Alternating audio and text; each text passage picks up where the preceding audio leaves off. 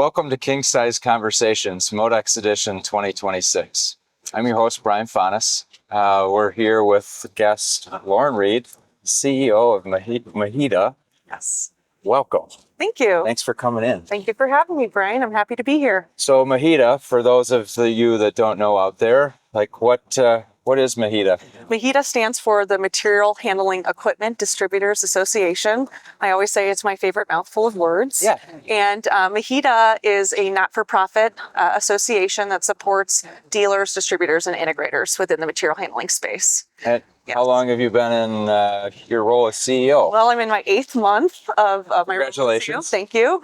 And it was really a natural transition for me to actually join MHEDA and lead MHEDA, because I've been a MHEDA member for over a decade with 2 different member companies. And MHEDA was with me at every step of the way throughout my career. And I'm really excited to not only get to know our members and bring them more resources, but to give people a very similar experience to what I had. So 2 years ago, you would have been here, but in a different capacity, right? Yeah. So being at MODEX, it's pretty familiar. What's the word, the buzz on the street here the last couple of days of the show? Last couple of days of the show, I would say people are excited and overwhelmed by the amount of technology that's here.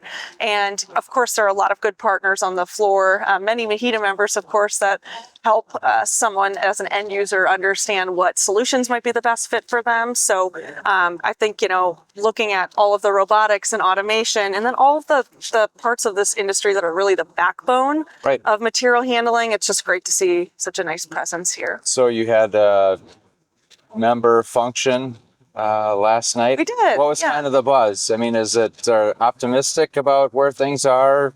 Strong year to start, and then where does things go in the back half of 26? Yeah. So yesterday, I think, again, a lot of excitement from our members. People have shared with me that the start of the year has been pretty strong. Yeah. We had a board meeting in February where we did a business scan, which we do twice a year with our board and manufacturer board of advisors. And the business scan really talked about our pipeline, and pipeline activity is super strong right now for MHEDA members. I think the decision making of, actually signing a PO for many end users has been a little softer than expected. And it's really due to, I think, a lot of the, economic and geopolitical headwinds out there. That said, lots of great quoting activity. I'd say a lot of our members are also sharing with us that the large projects, the major overhauls, the greenfields, that those are a bit slower to move sales cycle wise, whereas a lot of small projects or scalable solutions have been where they're getting the most energy from their customers. That's great to hear from our perspective. Yes. And always having that mix, like the big projects having like the example of that mason jar with a big stones, small pebbles, and then sand. You got to have that perfect balance. So it's great to hear that some of those smaller projects are starting to come online. What you're saying mirrors with a lot what we've heard the last couple of days. Yes. Yeah, it's a good foot in the door opportunity, of course, to be there for the smaller projects. And I think for a lot of MHEDA members, that's where they can start to show their value. And something I've always talked about in my career is showing customer service before they're a large customer, before they're taking a big risk in working with you. And, small projects, and even just being there to help them understand something like a MODEX, understand all of the solutions out there. That's what end users are really looking for, is more of a consultative and prescriptive approach versus order taking. Right. So that partnership, and we talk about it, coming from the purchasing side of life, not a huge advocate of someone who uses the word partnership, but doesn't actually live it. Yes. Right. So, it's great to hear it. Yes. On the AI side, we'll change here to the transition. So AI, what are members saying?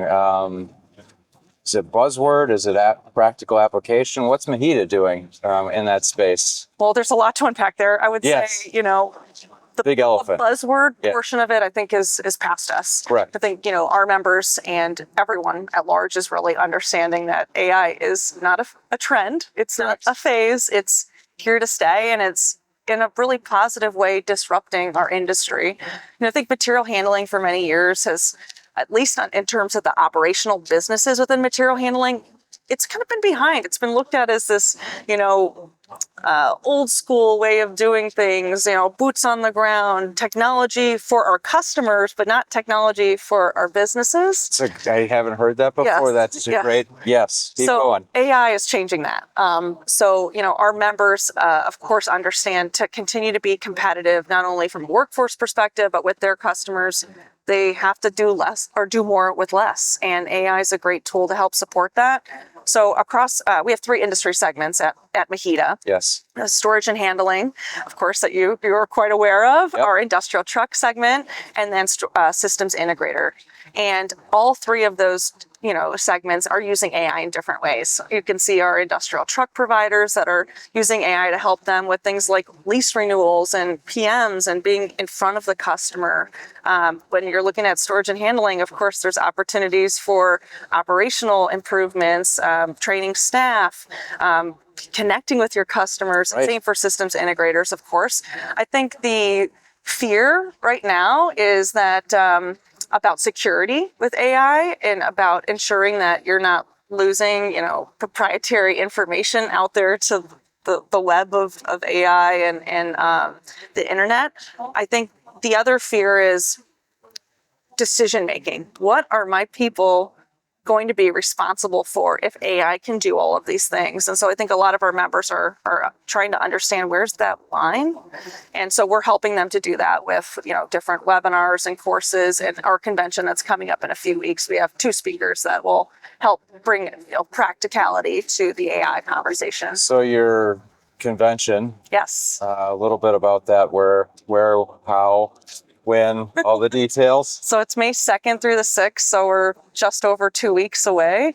And we're in Nashville, Tennessee this year. And we'll have several over 600 members that are coming to our convention. And convention's really about education, but it's also really about intentional connection. And our events are a bit more intimate, where we have more time for roundtable discussions and for people to connect organically. And of course, we're very excited to host our members this year. So where leaders connect. Yes, yes. In that distribution space. That's right. Yep, that's right. What are you seeing on supply chain? Like, is there disruption on the horizon, or is there everyone pretty much ready for whatever comes? Well, of course, when the tariff conversation and tariffs hit everyone in our industry in different ways, right? And so distributors, of course, are importing products, and so they saw those price increases come down the line from their OEM partners, of course, and how could they not with what's hit us in supply chain. That said, I think, tariffs are here to stay. That's Right. also not a trend, right? We're not going to all of a sudden see this major backwards step in cost and price that we, of course, have to pass along to end users as well. So I think it's really just about strengthening partnerships and really thinking less about price and more about ways to add additional value.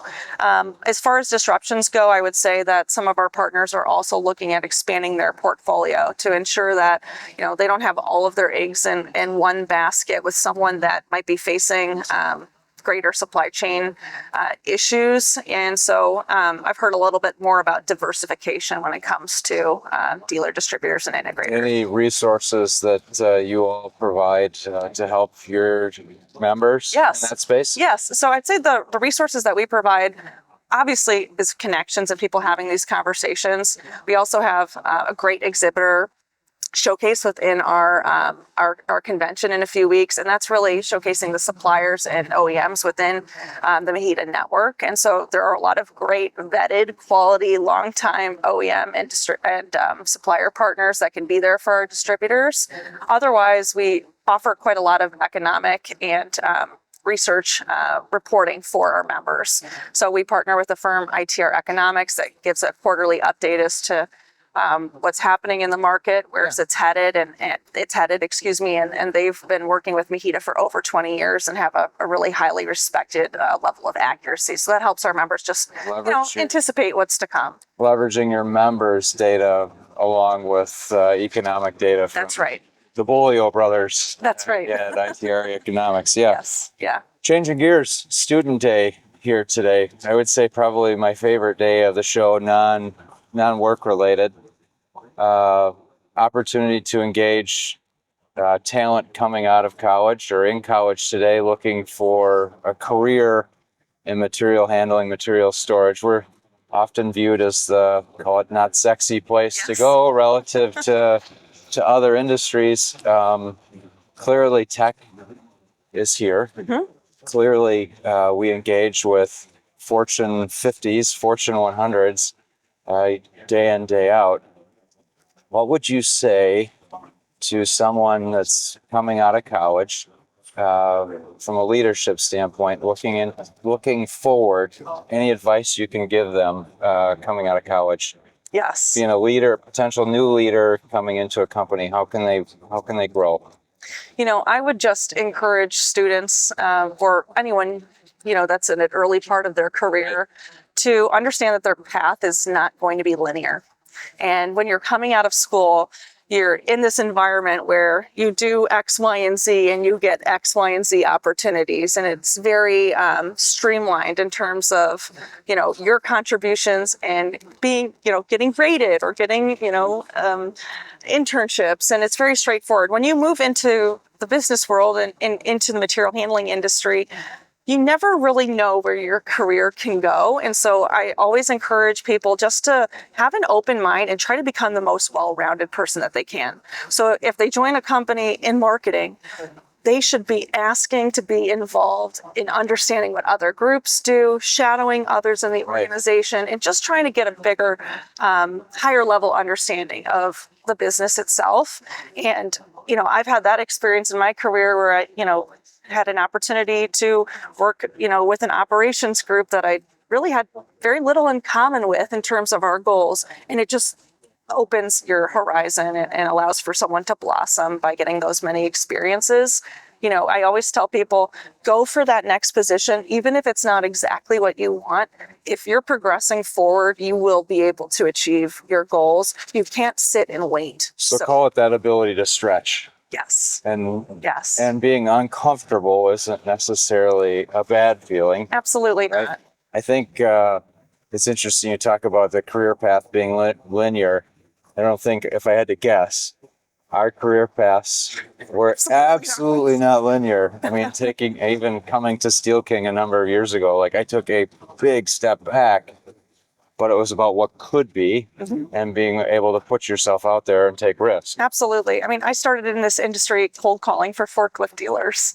So, amen to that. That's that's the stand in front of the mirror. Gosh darn it, people. People like me. Gig. It was a tough gig. And of course, in that role, you face a lot of rejection. Yep. And you also have to understand that starting a relationship can be challenging, and it's also not linear, right? It's sometimes a rocky path, or it's a path where you keep calling and someone just won't answer. But showing up and showing that level of commitment is so important, both for customers and within your career. So, I certainly don't think, 12, 14 years ago when I first started in this industry that I'd ever be in the position that I am, leading a not-for-profit for material handling. So yes, it's all about, taking every experience as an opportunity, and hard work does not go unnoticed. And, that's part of it too. All of the leaders that I know that are successful, they grind. And I think early in my career, and you've heard me say this before, I really thought, I'm going to sprint now, and then I'm going to run, and then I'm going to swiftly walk, and then I'm going to walk, and I'm going to stroll, and then I'm going to have all this responsibility, and I'm not going to be busting my butt on a daily basis. That is so incredibly far from the truth. You have to grind all the time. Of course, balance is so important too, but for some people, balance doesn't look like 50-50. It doesn't look like that for me. So, I'm invigorated every day to work hard, and I do. Yeah, it's, I think the component of leadership at your role, that there's a degree of the intangibles that come with it, and the grind, I think, is a core trait. Looking back on my career and the grind that comes with it, I think, if what I would say is that progression as you've been in your role, you get more comfortable, but it's not that you're slowing down. It's Absolutely not. you're not drinking through the fire hose as bad, but you can see things kind of take place. You can anticipate in a way that you weren't able to before.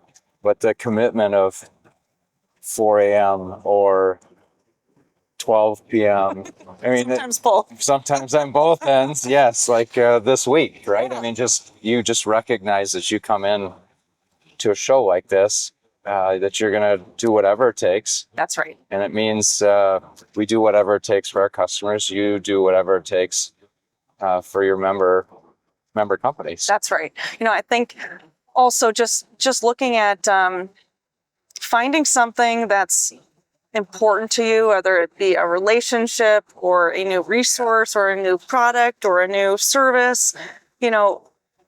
I've not had one passion in my career. I have a lot of passions that have just come with a growth mindset. And for young people and for anyone that's looking to develop in their career, if you have a growth mindset, you're just thinking about becoming 1% better every day, you will never be bored, and you will never have a time where you're looking for your next opportunity. It's just going to keep coming out of the woodwork for you. So I've heard that at my last employer, we had a mindset of grow or die. And some people thought that was pretty abrasive, but our team really embraced that idea of, if you're not looking for that next opportunity and putting yourself in a position to welcome it, then you're going to just ultimately shrink either your company or your personal impact on the company or the customer. That growth piece will spring me into the last question. Great. Round and third here. So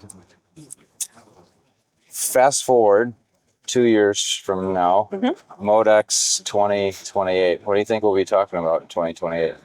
I think we'll still be talking about AI, absolutely. But I think it'll be so deeply ingrained in many businesses that it's not going to be the latest and greatest. It's,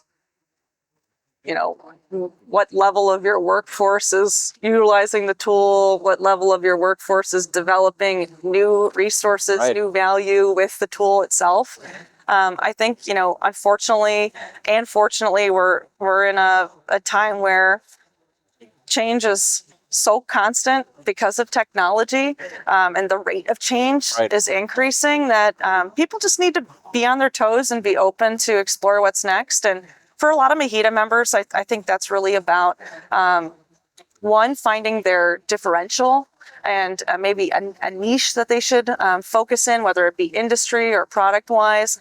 This total solutions provider environment is really exciting, but it's also challenging because it invites a heck of a lot more competition when everyone does everything. So, for a lot of MHEDA members, we're having that conversation of, what is it that you do well, and how do you really grow that business comparatively to trying to be that one-stop shop? So I'm curious to see how that's going to play out for many in the industry that have taken that path. And I'm not saying it's a wrong one by any means, but there's more competition and consolidation also happening in this industry than ever before. Yeah, I would agree. It would be interesting to see where this industry is 2 years from now and the degree of consolidation that could take place. I like your approach of either the product or the portfolio diversification or the strategy of being kind of a center of excellence. Yes. And being very focused on what you're really good at. I used to talk about a past mentor of mine. He's like, do what you're really good at, stick to what you're really good at. And in that particular case, and here at Steel King, it's arcing and sparking. So if we're not arcing and sparking, we're not making money. So it's core competency and being disciplined to stay home when it makes sense. Yes, personalization is where a lot of this industry is headed. Not only personalization and customization for the customer, but just in their experience with working with someone through a sales process or even through project execution. So, I think we'll start to see that maybe slightly shift some of the business models and ideas for growth out there. Perfect. Well, thank you for joining me today. Thanks for having me, Brian. It's a pleasure to have you. Thank you. Thanks.